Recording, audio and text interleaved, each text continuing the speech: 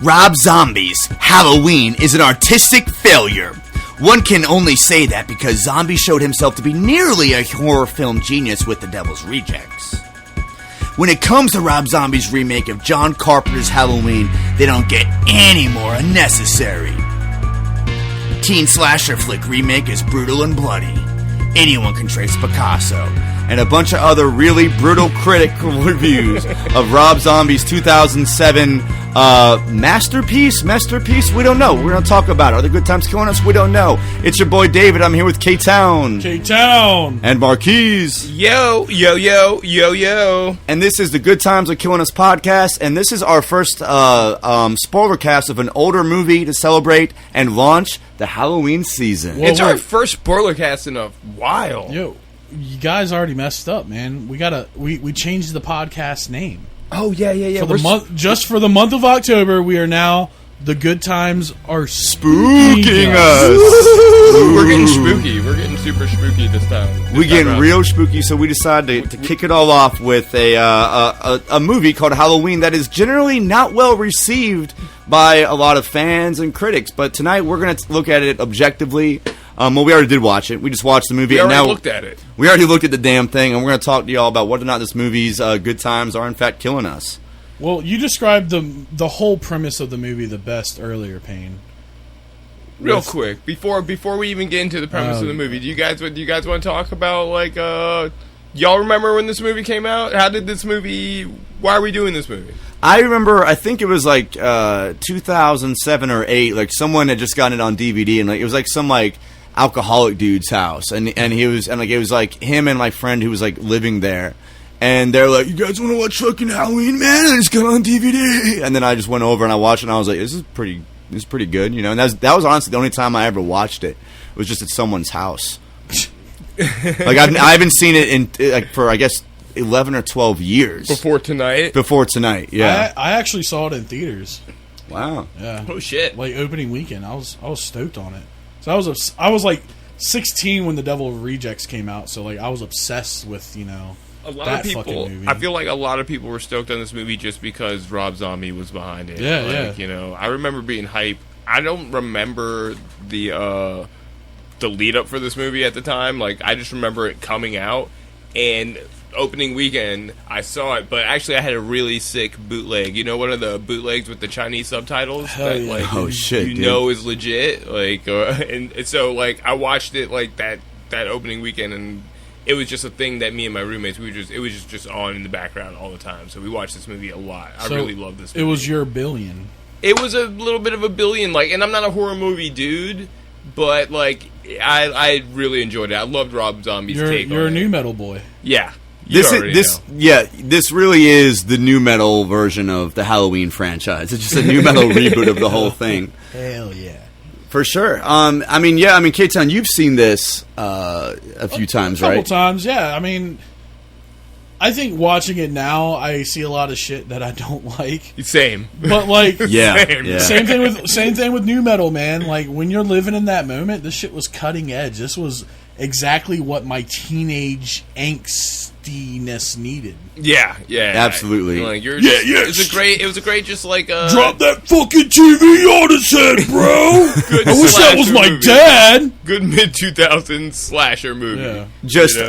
All the parts. Really abusive families. Long hair, the masks. The beatings. This, go listen to our new metal episode. That's pretty much what we're saying, y'all. If you haven't listened to our new metal episode yet, this would actually be an appropriate sequel almost. Even though, really, we followed up on the new metal vibe for a while, talking about Tool's new album and Slipknot on one of the big oofs, right?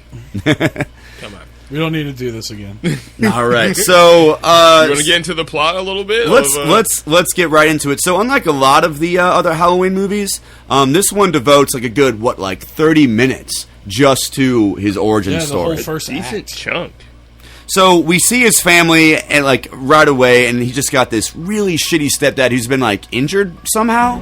Like, what happened to his stepdad? They don't really They describe don't even explain. He's got like a broken leg, broken and legs, broken and arms. broken And he's just yelling all this horrible shit. He's just like, "Yep, she got a good dumper on her." Yeah, talking about his stepdaughter. When she Yeah. walks away, he turns to the mom and she's like, "Yeah, she's got a good dumper on her." And he's just talking mad shit to his, I guess his wife, or which is Michael Myers' Michael Myers' mom. So he's a complete stepdad, just complete piece of shit. The mom is a stripper, and the daughter, I guess she's just kind of chilling. I mean, she's angry, but I don't blame her. She's got a shitty family, I guess. Yeah, it's kind of a rough household. You can tell it's kind of a broken home kind of going on. I mean, yeah, like you said, the mom's a stripper, which is fine. Like, no which big is deal. fine. But just you can tell the vibe from the whole stepdad is giving by, just talking down to the kids. I guess flirting with the stepdaughter openly in front of the mom. They're throwing dishes around and slamming shit at each other. There's a lot of negative energy in this household. And then Michael's just upstairs in a clown mask. Oh yeah, killing his rat. Killing a rat. Yeah. He's killing a rat, and then did they know about it right away? Like, the parents did find the rat, right? No. And He was like, my rat died. I had to flush it down the toilet. Oh, yeah. We'll get you another one. Yeah, and the dad was like, "Wow, who gives a shit about that rat?" Who And the fuck pays for a rat? and then he just calls him, F-bombs. he's just calling him like gay, and he said, "I should have named him Michelle." Michelle. What's up, Michelle? So pretty much, we move ahead to young Michael. He's got this abusive house, and he goes to school, and we see young Michael getting beat up by some bullies in a bathroom. Who has a flyer with his mom naked on it? Oh yeah, he's got the local strip flyer. club. He's got the flyer from his mom's strip club. So I mean, that's a tough look. I would have been fighting too, bro. Yeah, that's a tough look. Can we just talk about how Rob Zombie always inserts Sherry Moon? Sherry Moon, yeah, he just puts his wife in, like, hey, look at my wife's ass. Look at this ass. Look at these tits. Because there's definitely a few unnecessary. I mean, they let us know that she works at the strip club, but then there's just like some scenes of her just like stripping and just like you can tell she works in. at a strip club, but you don't have to like do a 10-second shot of just her ass. The weird thing was the way they split the montage of her stripping with like his murdering the family and shit. Like that was a little. I mean, that was actually pretty dope. I think it's fun, man. Rob Zombie's he's like a real. He tries to be an auteur, and with this movie, I mean, I know that there's a lot of kind of like.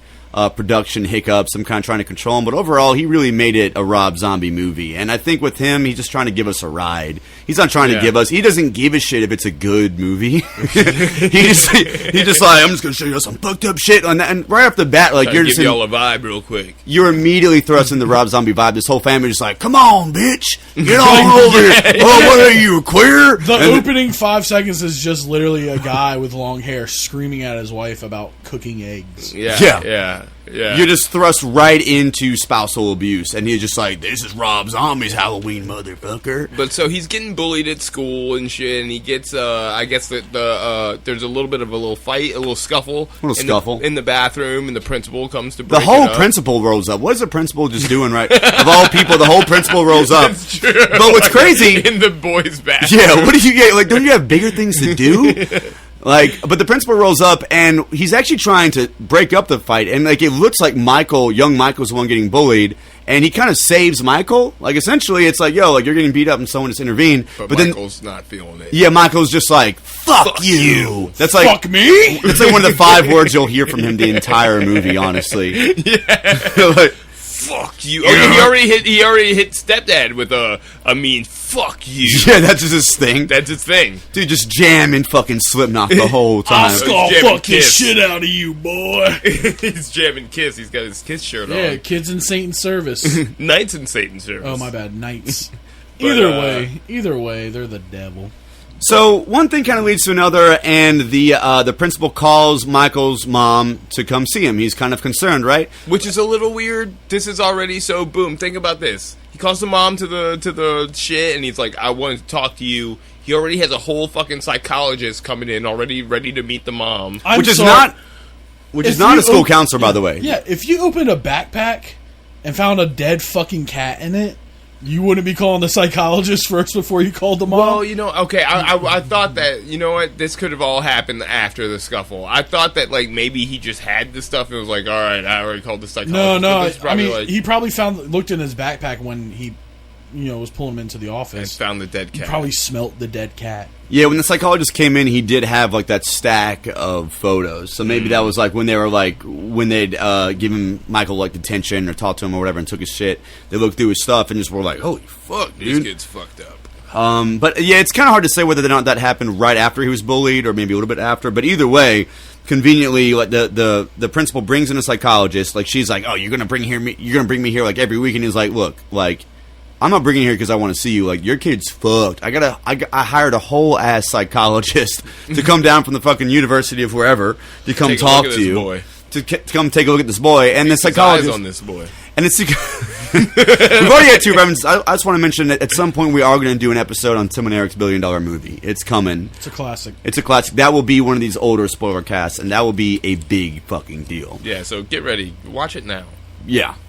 So they're talking, and the psychologist just has a British accent for some reason. He's just like, "Oi, mate," and That's not an really what it easy sounds way like. to make somebody sound smart. Yeah. Did y'all notice how like he's all like we talked about how kind of he's like looks kind of dusty when he first comes in, but like after all this whole situation with Michael and everything, your boy is definitely rich, right? Yeah, when you see the therapist, like before you hear him talking, it's like, who's this dude? Like, he just looks like some crusty ass dude. He sits down and he's like, we found some things with Michael, young Michael. And you're just like, oh, okay, I get it. Like, I understand now. He's smart. Yeah, I thought he looked swag, bro. He looked all right, but like In the afterwards, 70s. he It's was like- He had the slick back, the leather jacket, the aviators, and the black turtleneck. What are you talking It was more about? like a journalist vest that he was wearing, like a cargo vest. But Yeah. he looked alright. He looked fine. But like your boy was definitely silky schmoove after getting all that psychiatrist cake. my working with Michael. boy's fucking. All right. Hey, I took a note of he's this, fucking. actually. I think that's all we're trying to say. He's definitely fucking. When they're showing his mom the pictures of all like the dead animals, or like actually before,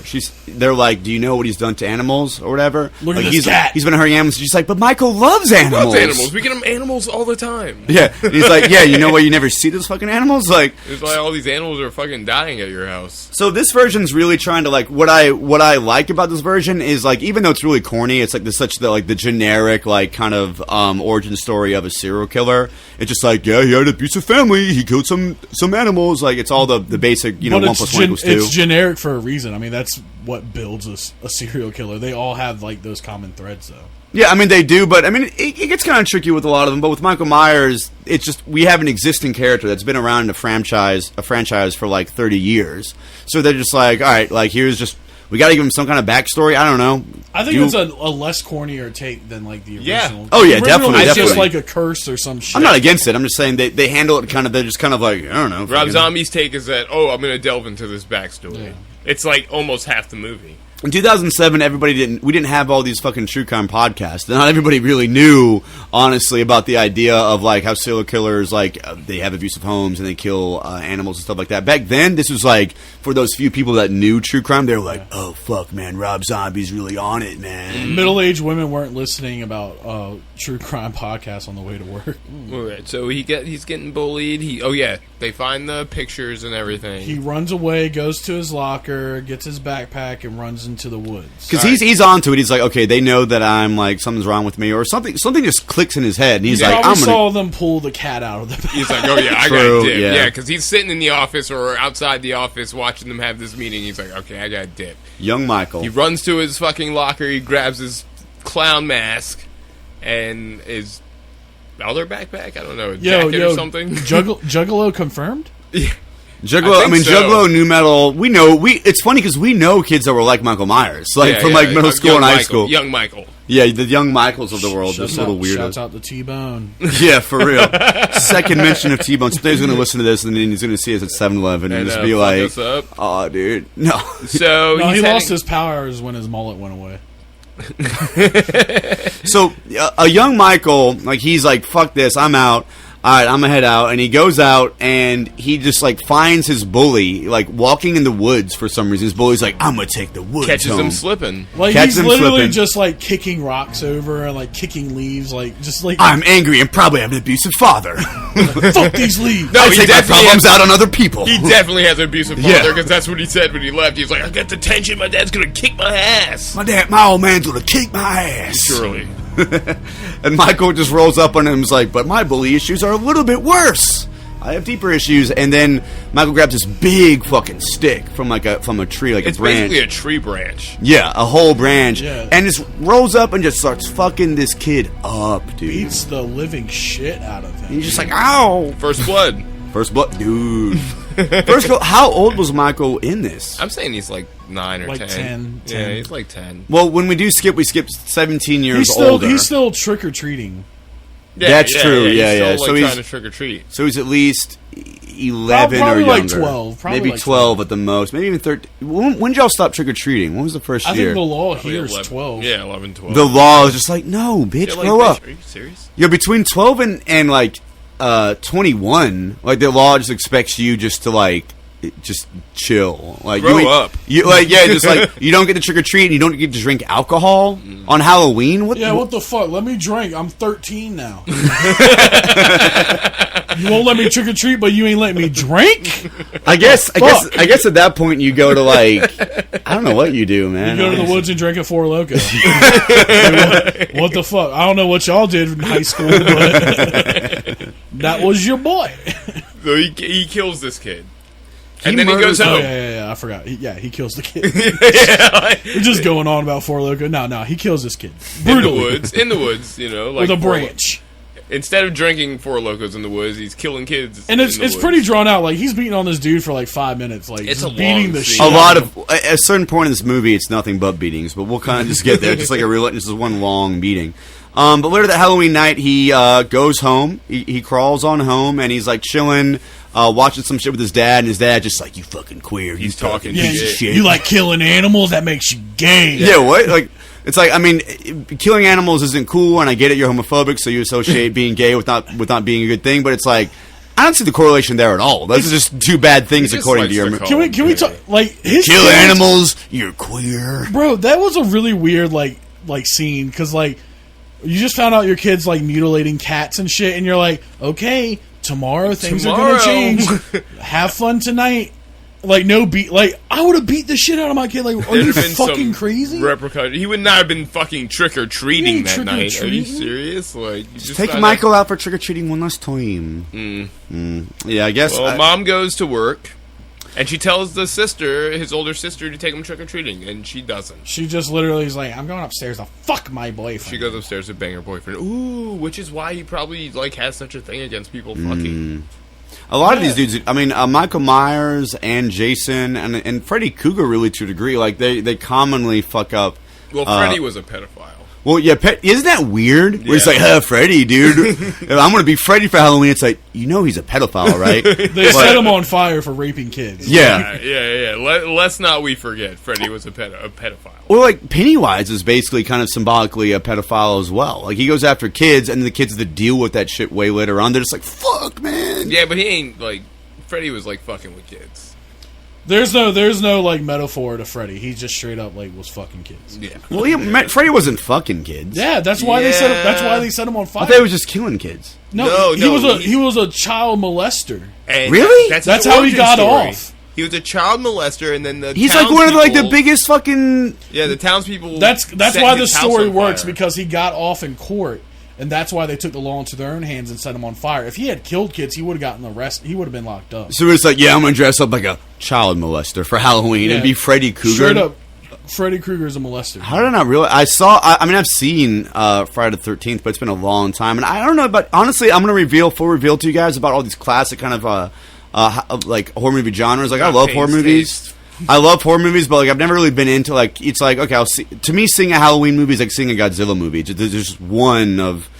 It's just like this is the whole thing. It's just like I see feel whichever this one you is- want. This is the one though. Don't disrespect Godzilla. No, Godzilla's great, and so I think so is Halloween. So are all these film franchises. But like, you can just see one at any point. And like, I watched Jason X not too long ago. Well, that's where you fucked up right there. But it was dope. It was dope. I was like, this is dumb as fuck, but like, this is awesome, and this is a good movie. I don't know. All these movies, like, I don't give a shit about the continuity of these character arcs. Like, most of those movies don't have any continuity in them. Like the first like 2 or 3, but do the Halloween movies really have that much continuity that really matters? Besides, Like, just here's some shit to make a movie the with. first like 2 like really go well together, and then they start going crazy with like the like descendant is like possessed by Michael The Myers.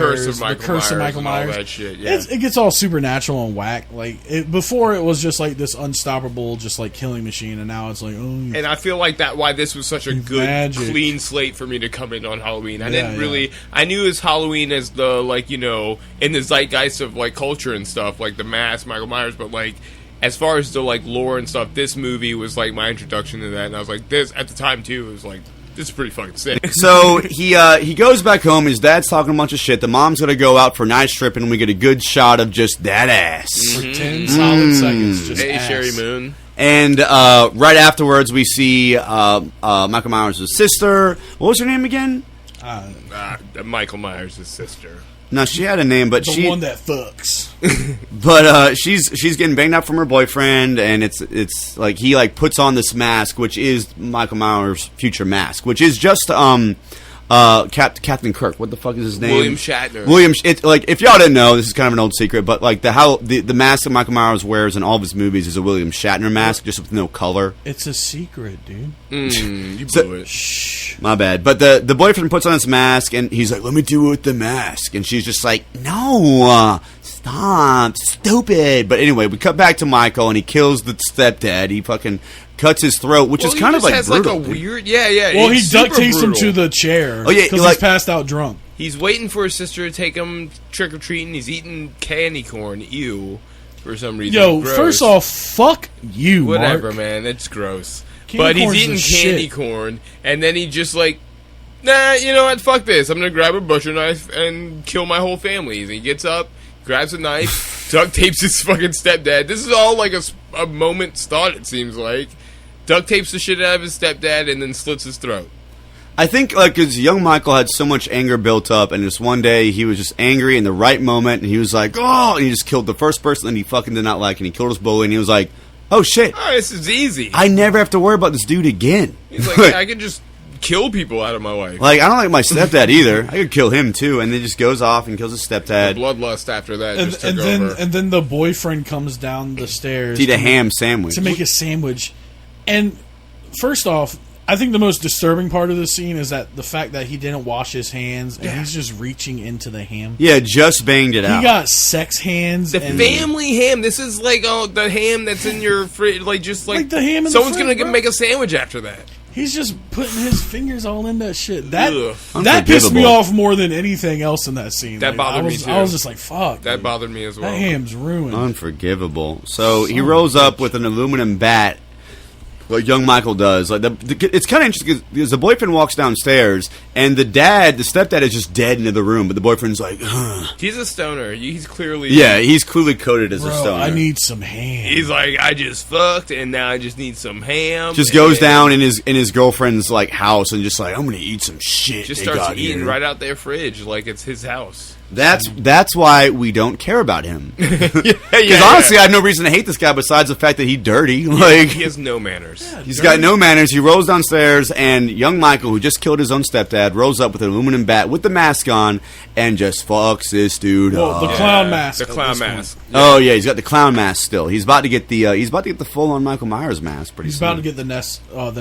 quest item in just a few. Yeah, right after he kills this guy because he had the mask, right? So another drawn out, just beating the shit out of this guy with a blunt object. He's like twitching and shit on the floor. It's pretty dope scene, pretty brutal. Yeah, it's brutal. It's definitely brutal. And then he's like, "Well, now I'm gonna go upstairs." This is where the bloodlust really kicks in. Cause This is where the creep factor kind of kicks in too. He goes into his sister's room. She's half naked, laying on the bed. He puts on the mask the boyfriend was wearing, and then he starts feeling his sister's ass. he's like, hey. Yeah. She's like, "Stop! Once a night is enough." Which, I mean, That's a little bit prudish. Yeah, what the fuck, ladies? that's problematic, dude. She can have sex however many times she wants. You're right. And you called her a stripper, bro? Come on. A stripper, I didn't call her a stripper. You The said mom the was a word stripper. dancer, bro. Fuck. You piece of shit. My bad, y'all. But she turns around. She realizes it's fucking her little brother because he's like 4 feet tall with the mask on. The fingers are mad tiny, rubbing her ass. So she's like, "What the?" Stop it. What's his name? What do we name him? Let's call him like Jody or something. Jody? Stop it, Jody. Jody. Oh, Michael? Michael, what are you doing? And She just starts smacking the shit out. What are you doing in here? because he's doing this whole like Michael silent treatment thing where he's just like, I'm just staring at you. Why'd you feel my ass? Yeah, so she's So a little fucked bit pissed. up. She's slapping the shit out of him, and then he just fucking stabs her in the gut. Yeah. Yep. His sister. Pretty It's brutally, fucked, dude. and she stumbles out of the room, and she's crying and bleeding everywhere. Then he follows her out the room and starts stabbing Stabs her in the back. another 40 fucking times. in the back. And he does. So he goes downstairs and he grabs his younger sister, who's just a baby. His infant sister that His he infant loves. sister. He does care about her. And he grabs her and he just goes outside and just waits. The mom gets home from a night of Happy dancing. Halloween, dude. and rolls on back and he's just outside and she's like, "What are you doing outside with It's so baby? cold." It's so cold outside." And then and he's just like, "Ugh." And she freaks out, and then we just kind of skip to a scene of the police coming there and the mom crying and like all the news reports like young boy kills whole family, like Yeah, family massacre. family massacre, and he's sent to a sanitarium where he lives for a very long time. Yeah, he's basically for the next few like scenes we're just seeing Michael and his interaction with Samuel Loomis was his therapist. That's the name of the therapist. And Oh, shit. Loomis, baby. And fucking just a lot of interactions with him, and you know him just being like, Michael, you did a very bad thing. Yeah, he's you just know? But Michael's slowly a- getting worse. Like every shot, it's like a new day, and he's just like quieter. He's making like these weird paper mache masks, and living in them, and yeah, just like wearing them nonstop. And he's eventually stopped speaking. And the psychologist is just like, he's making these primitive masks. It's like, dude, what the fuck else can he make? Like, yeah, you're not really giving him much there, I'm sure. yeah, you give him some crowns and some paper. I really like those like profile shots they were doing of it the whole time. It was like slowly showing him like turning like digress, darker. yeah, and it was yeah. it kind of had like a Grindhouse vibe, like the Oh, yeah. grainy shot and everything. It was pretty. It was very Slipknot-esque. It was very. Oh, it yeah. got a lot of Oh, yeah. Corey Taylor. like that vibes. literally was like looked like a spoken intro to like a Slipknot video. Yes, it did actually. Yeah. Yeah, that's I got a lot of vibes from that. But I think overall this whole movie is just very visceral. That's kind of like Rob Zombie's style, where like you're not going to watch a fine wine movie with Rob Zombie. When you watch a Rob Zombie movie, you're just watching some fucked up shit. He's just like, yeah, man. This was it's a lot of I look- got it's- some shit. To it's show the old you. look at it. It's the old Look, yeah, at the it old style. dude. That is really a thing I've thought about so much more since the Takashi Miike episode. Is like that's such a big thing that some directors do. Where they're just like, look at this shit. Look at it. I mean, it's a true like slasher film. It's There's like there's no symbolic significance. Yeah, There's no. nothing to it. It's just like, let's see some motherfuckers get torn there's up. some symbolism in there, like towards Yeah. the end and everything. Mark pointed out. Later on. But like there it's literally just like a love letter to like slasher films. It's, Yeah. it's a I great got slasher that. Yeah, film. I got that. It's not anything thought provoking. We're not gonna, This 20 is starting to years feel from like our now- review section, though. I will say that we got heat for this movie. yeah. When yeah, we do, yeah, because yeah. what we do with our the good times of killing us segment, we actually just pretty much give the old thumbs up or thumbs down. Mm-hmm. And I think we're building up some good heat right We're here. building up some heat. Building up heat. So he's been in this place for a while. It's been a few months, and he's eventually stops talking, and just keeps kind of digressing more and more. And on one of the looks like regular visits, his mom comes, and they're just sitting, just having this silent fucking lunch or whatever with the psychiatrist, which is weird. It's like the mom, psychiatrist, and him, and they're just having this quiet lunch. She's Rob like- Zombie was just like, wouldn't it be sad if all three of them were together? And the mom's like, well, I'm gonna get out of here now. You know, like, I think it's about enough of this. But she's like, she gives him a picture of like him and his little sister. Yeah, like she's still raising a whole ass kid. Yeah, like, you this know, whole time. she's got another baby. You know, Yeah. think about. So she gives him the picture, and then like she's like, all right, I'm gonna head out. You know, and fucking the psychiatrist's like, yeah, I'm gonna roll with you actually real quick. I'm gonna go to the car with you, I guess. And a nurse or a cafeteria lady comes in to clean up. Yeah, what did she said some cold shit to him. She picks up the picture of the baby and she's like, "Cute baby. It can't be related to you." And then immediately after saying some shit to this killer, turns her back and turns her starts whole reading back. a newspaper. And Michael just straight up is like, "Okay." She's just like, you are a piece of shit. Goodbye. And, you know, as you can imagine, he's kind of taken aback from that, and he's just like, you know what? You're looking the other way?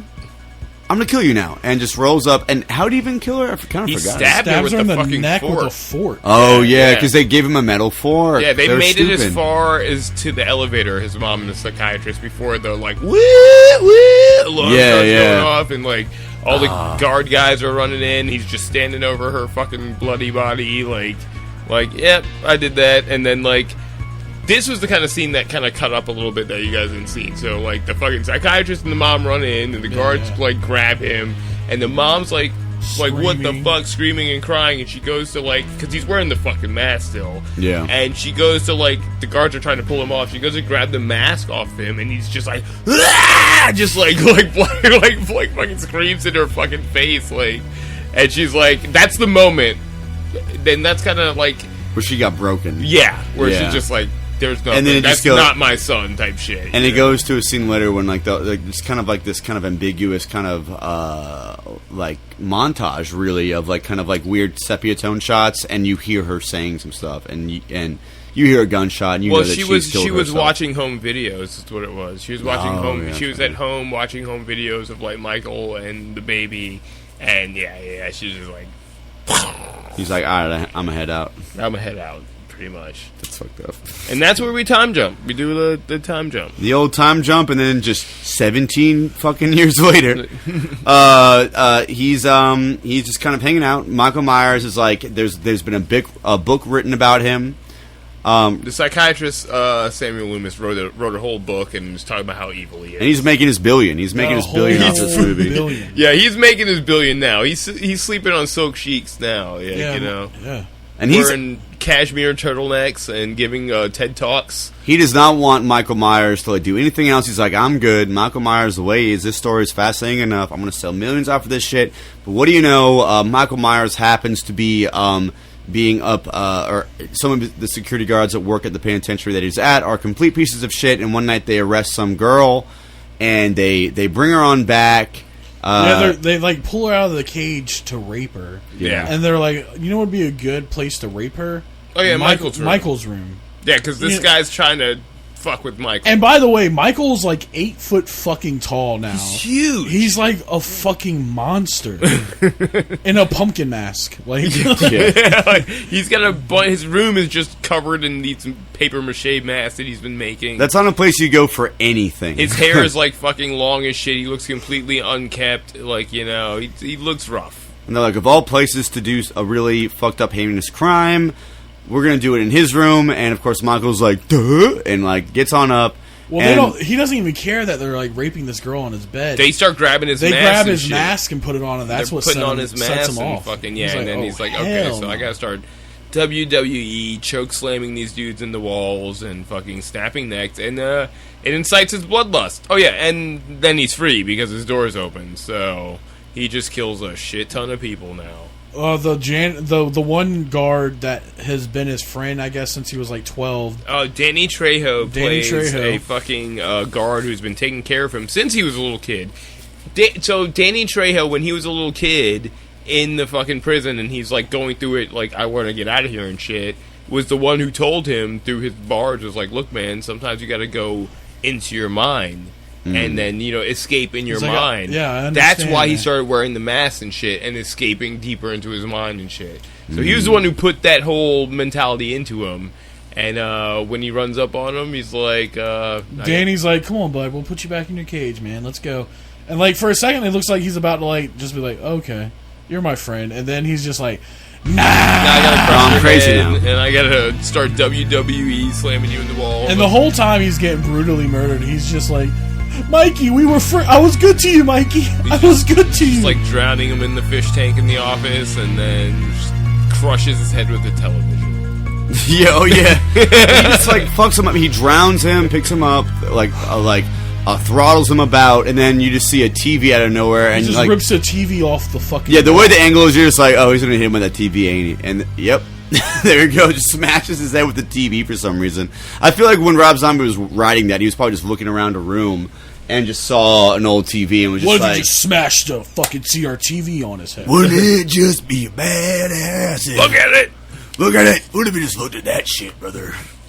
That's my Rob Zombie voice, but it's actually not anything like what Rob Zombie That's sounds actually like. how every shitty male character in this movie sounds, though. Really though? No, really. The Everyone's stepdad, like the this, rapey fucking guys. this rednecky hillbilly vibe. I do want to give a shout out to Dimension Films though, because Dimension Films is who produced this movie, and that's Robert Rodriguez's company, which also made the Grindhouse movies.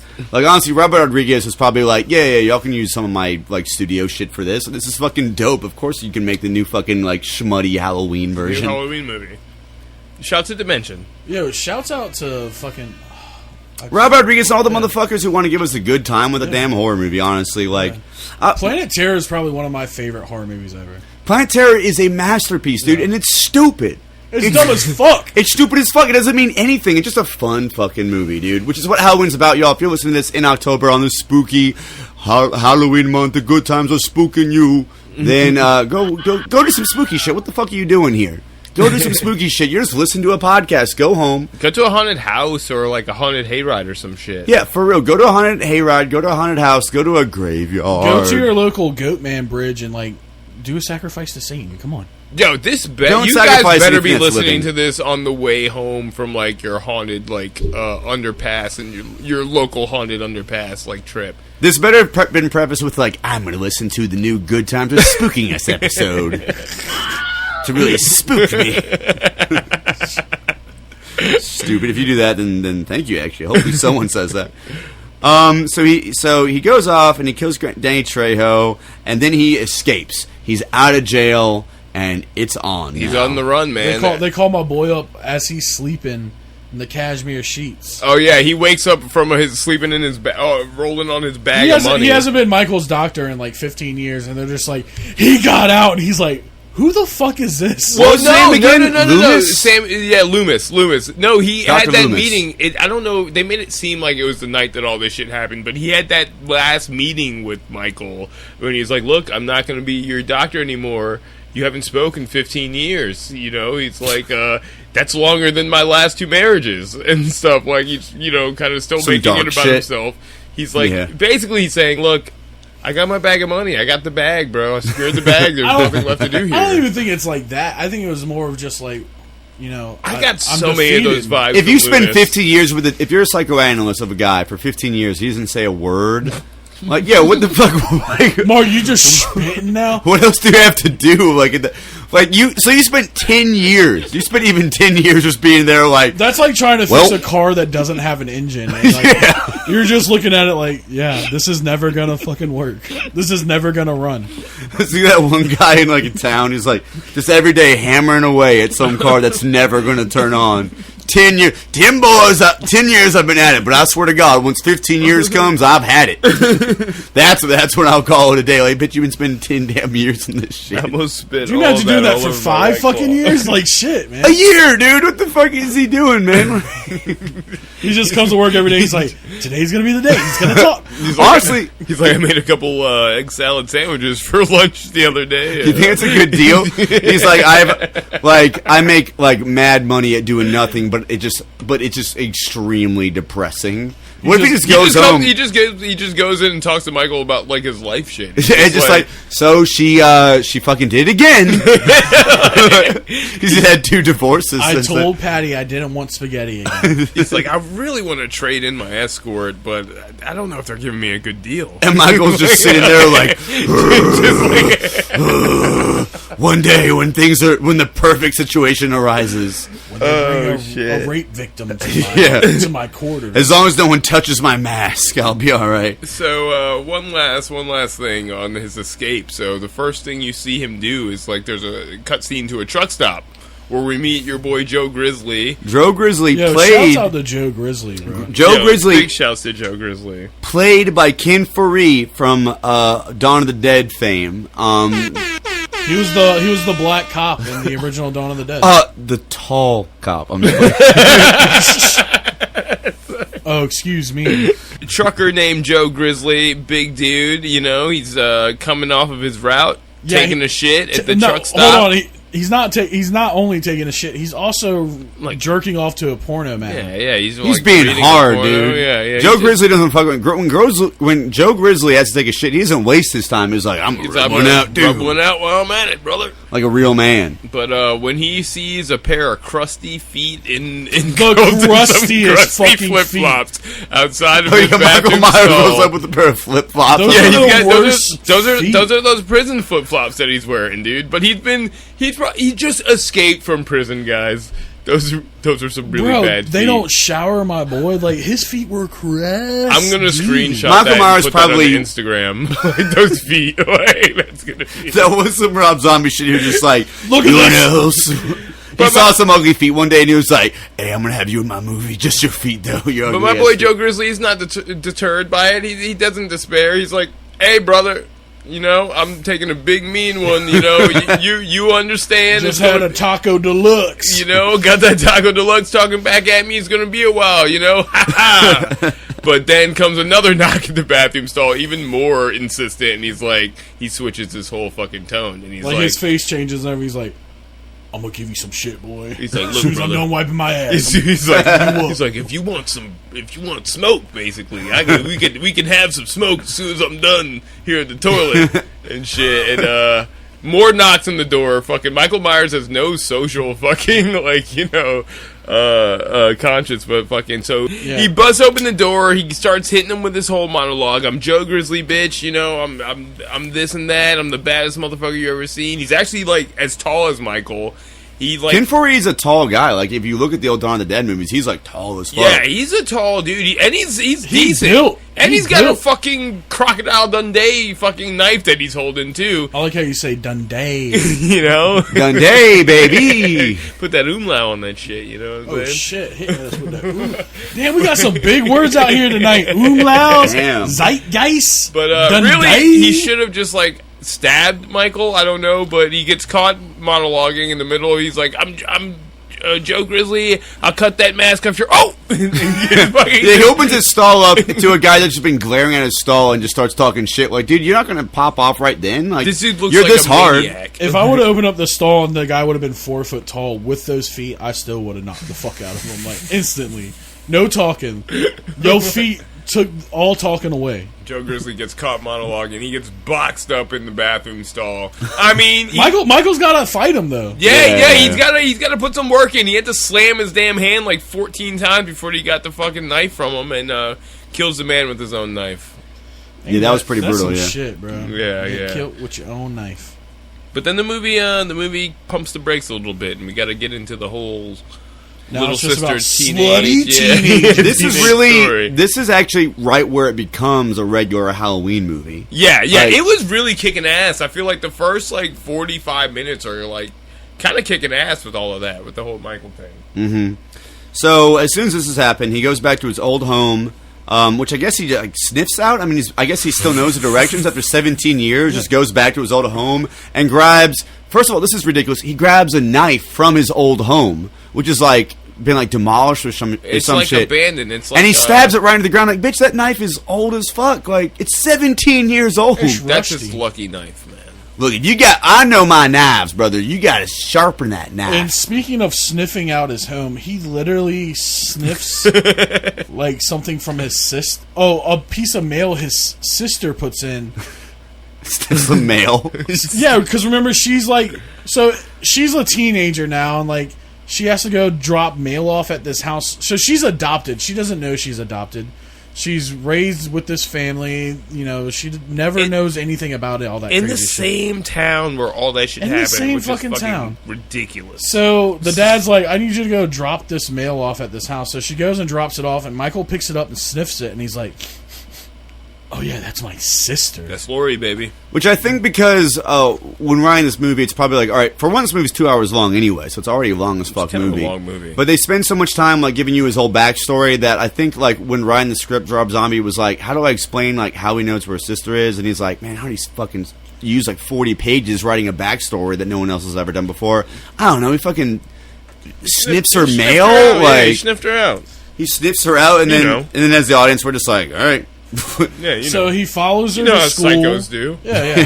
He follows her to school, and she's just sitting in the library with her friends, and it's literally just like the Mean Girls. They're just like, oh my god. every fucking slasher film you've ever seen. They're just like, yeah, we're gonna go out and get fucked tonight and smoke some pot and drink beer, and they're like, then she's like the one virgin girl, and she's like, you guys are so naughty. We're not gonna do that. I'm not gonna do that. It's a classical last girl trope of a lot of slasher films. Really. Every slasher film has this scene. Yeah, it's all the bad girls, and then you got your innocent type. You got your. In fact, one of the girls even says like they actually see Michael just hanging out in the middle of the street, just tall ass 8 foot tall guy. Because he's lurking in the daytime. Apparently. Looking dusty as fuck. Like I know it's like almost Halloween time, but your boy looking dusty. Oh, yeah. Also, he found the old Captain Kirk mask. Yeah, he found the at mask. the house. Yeah, he got the mask, So he and he got got the the. mask on. I forgot to Which mention gives him his power. He went to go grab the knife and the mask, and he just goes out prowling, and he sees all of them hanging out, and one of the girls is like, what are you doing, you fucking weirdo? Like, my dad is the sheriff of this town. And she's like, you can't do shit. And then That spooks him, though. Yeah, He's which, like, what? so he ain't stupid. He's like, He's like, oh, oh, they talking about calling the cops. like, I ain't going back to jail. I just got out. You know what I'm saying? I just got out that shit. I ain't going back. That's out the block. So he goes elsewhere, and that's honestly from this point is kind of when the movie just kind of became like just a big long series of killings. Yeah. I can't.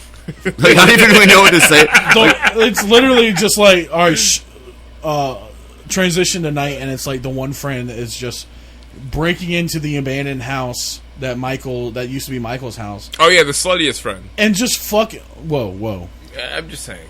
The most sexually free, most sexually expressive female. She's just fucking some In the dude motion picture. She's just fucking some dude on the floor, and then Which Who's is like a reincarnated version of the older sister's boyfriend. He's Just just some miscellaneous other dude dusty long haired stoner dude. Just like he looks exactly like Tommy Wiseau with glasses. He just goes up. She's like, "Get me a beer." He goes up to walk, I guess, into the kitchen. Like, why wouldn't the beer be next to you? yeah, You what? guys are This is camped not out in the like- house. This Why is is- an abandoned house? Why are you keeping beer in the kitchen? Stupid. It was fucking. It was just a scene to get him away. yeah, exactly. That's the Yeah. only reason. Michael kills him kills away. the fuck out of him, of course. Oh, he stabs him into the wall, Yeah, it was fucking brutal. It was and dope. then comes back. Yeah, he puts a sheet over his head, and then the dude's glasses over the sheet. He had a glass. Yeah, he rolls up. He's got like a big white sheet over him. Michael Myers' is finest disguise. And Michael Myers is like, all right. That means Michael Myers, full blown fucking serial killer psycho, at some moment had like this moment of levity. What if I just goofed this bitch out? He's like, I'm gonna open this bitch. I'm gonna I'm like, about to troll this bitch real quick. I'm acting like a the glasses, I guess, will make me look like him. Nah, because he had the beer she asked for too. He Oh, yeah. had the beer that she asked the boyfriend to get. She was like, "What are you doing? Where's my beer?" And he he's throws like, it at her? Here, no, he didn't. No, he does. didn't. He makes her come get it. He makes her. He's That's good. Why you Yeah, mean she drops the sheet off, and she's like, "You like what you see?" And then he's just like, "All right, time to kill you. He's like, "No, I don't give a shit about tits." Fuck your tits." Stab. So And that's pretty much the rest of the movie. yeah, he just goes through killing pretty much all of her friends and All of them who have their tits out. and, Skip 40 minutes later, and yeah, just a he big kills long. all her friends, kills her parents, and finally catches her. Oh yeah, he catches Lori, his little sister. I mean, we can go into greater detail, but there's really no point. yeah, I mean, yeah, he It's just kills- literally like the money shot in a porno. It's just him Yeah. stabbing the fuck out of Yeah, people for a long time. for the last 30 minutes. There's literally like 45 minutes of Okay, just well- killing her friends. Well, one important thing, the psychologist guy does catch on to Michael. He's eventually kind of like, he's like, okay, I'm going to write another book at first. He's kind of like, all right, like, Michael's out again. I got to fucking make the sequel. And he goes out. And but he also kind of gets emotionally involved, and he goes to a gun shop and he buys a gun from some guy. A 357 Magnum. And the you know, this is just some Rob Zombie shit. The gun guy was a total gun guy. He was just like, look, you really want to blow a big old hole in him, you got to get the old 3. Yeah, because at first the guy's about to buy a 22.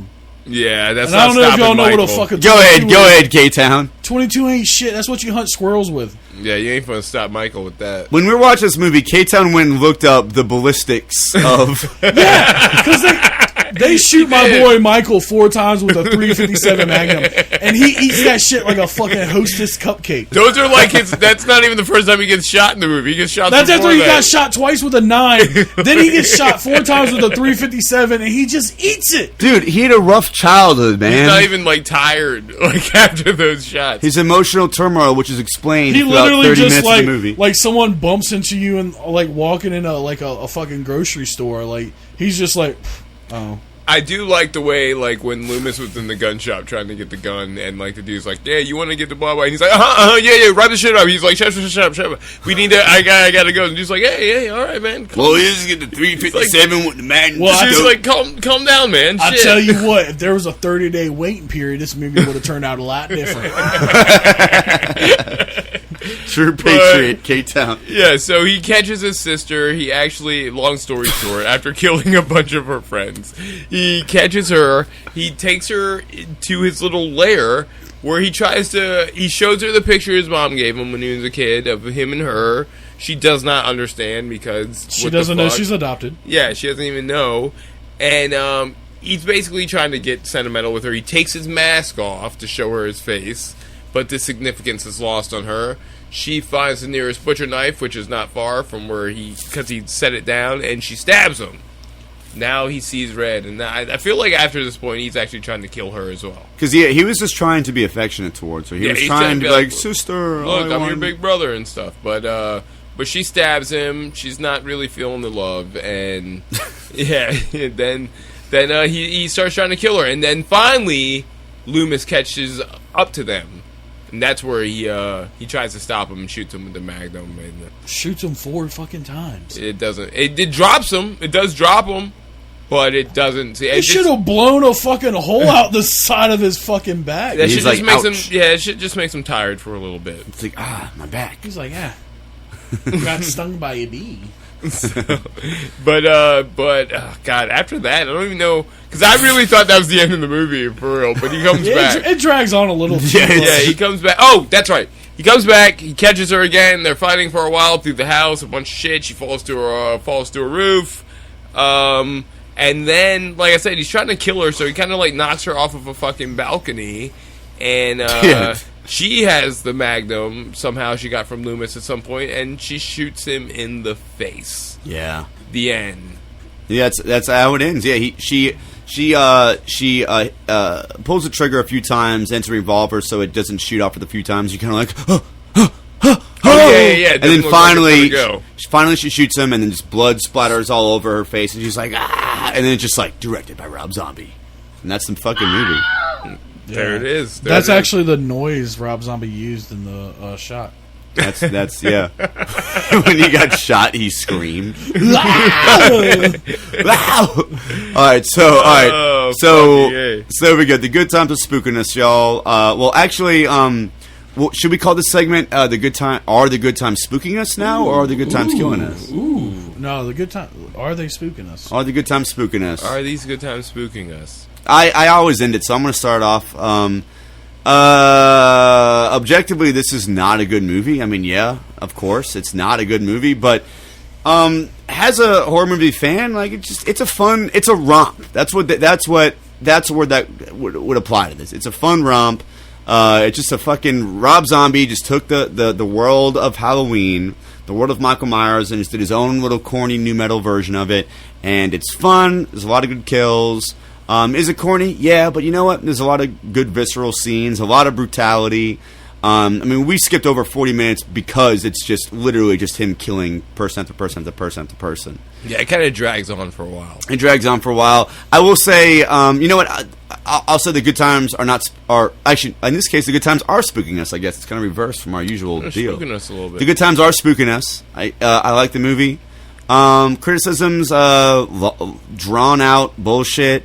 Really bad dialogue, really bad acting, but again, it's a horror movie. Fuck it. In the long run, I don't think it deserves the hate that it gets from horror movie fans. I mean, yeah, critics can hate all they want because they're critics, but honestly, I like this movie a lot better than the recent Halloween reboot. Fuck you, Roger Ebert. The recent Halloween reboot from 2018, I thought it was all right, but it's just not. I thought this was better. I think it's more brutal. I enjoyed it more. That's my take. The good times are spooking us. I liked it. This movie Yeah, it's got it's pretty brutal. There's a lot of brutal killings and shit. It's definitely Rob Zombie's take. There's no mistaking this is a Rob Zombie movie. Me personally, it doesn't hold up as much as I remembered, but I still enjoy this movie. I still think it's a fun movie. As someone who's not like invested in the Halloween franchise, Same. if you just want to catch a Halloween movie and just get in, get out, this is the one. I feel like, this is. I mean, I can't even speak for the second one. Don't really remember it that well. Didn't leave an impression, but I like this movie, man. I did, and kind of drawn out, drags out a bit, but it's the type of movie it is, man. It's a slasher, and a lot of sick cameos too. By the way, Sid Haig, passed away earlier this week. Legend. Had a little cameo in this movie. A lot of plenty of cameos in this movie, but I enjoyed it. I think the good times were spooking us. I think it did well. It's a good movie to show to your friends on your little Halloween spook night. Get together with some friends, watch it. It's a good time. You can talk through it. It's just a dumb horror movie. Play it in the background at your Halloween party. The only thing I will say, one thing I did not think about that I did not like about this movie is I think we don't really do this as much as in movies, which I think is a good thing. A lot of pretty prolonged graphic rape scenes. Oof, that kind of over that shit, dude. Yeah, just one, just but yeah. There's just really one, but it's pretty graphic. And I was a little bit like 5 minutes. That was rough. That was rough, dude. Yeah, yeah. Sorry to preface your. So I'm gonna quote the immortal Offset of Migos. Offset. We don't make music to think. We make music for the party. I think for what this film is, it's great. It's not a thought-provoking piece. It's not anything that you're going to talk about of how great it was and how it added to the canon of horror cinema, the long history of cinema, and it's it's a really good slasher film. It's a love letter to slasher films. Yeah, it's just brutal, just nonsensical, just violence, just graphic. You're seeing people get hit in the head and watching them twitch, just really brutal. And this is probably the best interpretation of Michael Myers. I really think the backstory is solid. Yeah, the whole fucking curse and supernatural shit is just mad corny for who Michael Myers is. I think this was a really cool take on how they just really built up how he became who he was, and it was just in my opinion the best interpretation of Michael Myers we have. For a Halloween, I think it can't get better for this franchise than this movie right here. Yeah, I think it's silly. A lot of people kind of talk up the Halloween franchise as being one of the better horror movie franchises. Nah. And maybe back in the day, but I don't even see for its time, man. Well, maybe for its time. At the time, when Friday the 13th came out, people were like, "Oh, this is just the shitty version of Halloween." It's just man, what Halloween did you see? This movie is not. Maybe the first one. Well, even that, it's just the first one is just his mom slapping people to death. I think the first Halloween movie is just back then. I guess it was the first time we had seen a slasher of this sort. I mean, this really is tapping into one of the oldest forms of. The most OG, the way that we know the slasher today, the original Halloween movie was that. So that's what this movie's tapping into, and I guess maybe that's why it gets held to a higher standard and it gets such horrible reviews. It has a 27 critic score on Rotten Tomatoes, a 59 audience score, which isn't half bad. You gotta look at it for what it is, man. Yeah, don't go in expecting the next Hereditary or Psycho. Yeah. Well, that's the thing with this too. This was after Zombie's critically acclaimed Devil's Rejects. Too. Yeah, so there's a lot of hype going into this for people. I mean, I remember being excited about this movie just as a Rob Zombie fan. It's a Rob Zombie movie. I want to see it. So, and I didn't feel bummed out about it. But hype can be a fickle creature. Well, apparently he also went through a lot of executive bullshit while he was making this movie. Zombie baby, we love what you're doing. The fucking Weinsteins were involved in producing this. It's hey, Zombie baby, look, this is what the people want. Harvey Weinstein probably was the one that's you need to make that rape scene a little bit longer. Probably, dude. Honestly, dude, he was look, Zombie baby, we need more. This is what the people want. This is what the people want. And he was just dude, I don't know. And he's just nah. not make it 3 minutes? Make it 3 minutes or you're fucking cut. Zombie, baby, we love all the backstory, but can we get a little more teens fucking and slashing going on here? Yeah, exactly. I want you to know she's 16 when you show me her tits. Oh fuck.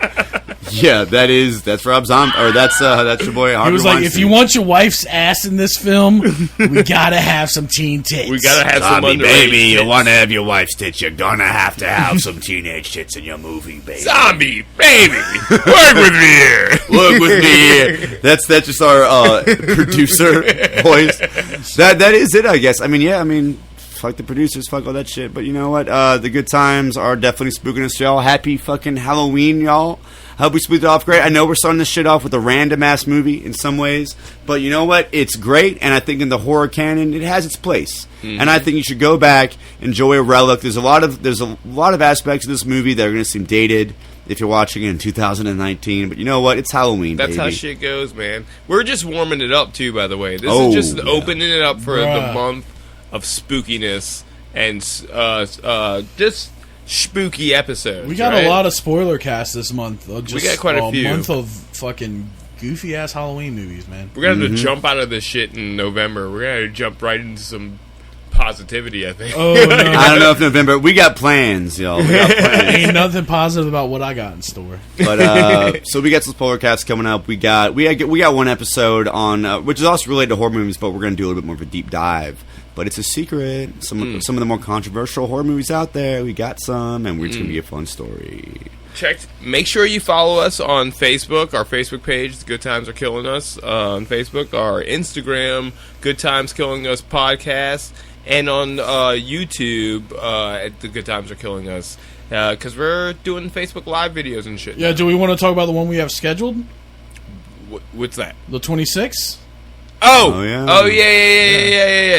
Yeah. So we're someone else talking about it. on the 26th of October, we're gonna have a little kind of just bullshit episode at a real Halloween party at Mark's house. Mark throws the Halloween party of the century every year for all of our friends. And we'll be coming through, and we're going to be having a good time. We're going to do a little Facebook Live video. A live Facebook Live, well, obviously. And you can ask us questions. You can have a good time with us. And honestly, I mean, I think a lot of Halloween parties are going to be going down that night. So, you know, it'd be real cool if some of our fans in fucking Saudi Arabia and Australia rolled up, you know, and asked. Shouts out to Saudi Arabia. For real, like, we want to party with y'all. And we want to party with our friends as well. If you want to get on the live stream, but you know, if we could get some fans from the other parts of the world, then hit us up. We'll be pretty drunk. Yeah, we'll be sufficiently drunk. For sure. So, absolutely, guys. So, as always, the good times are spooking us. We're dead. We're spooked.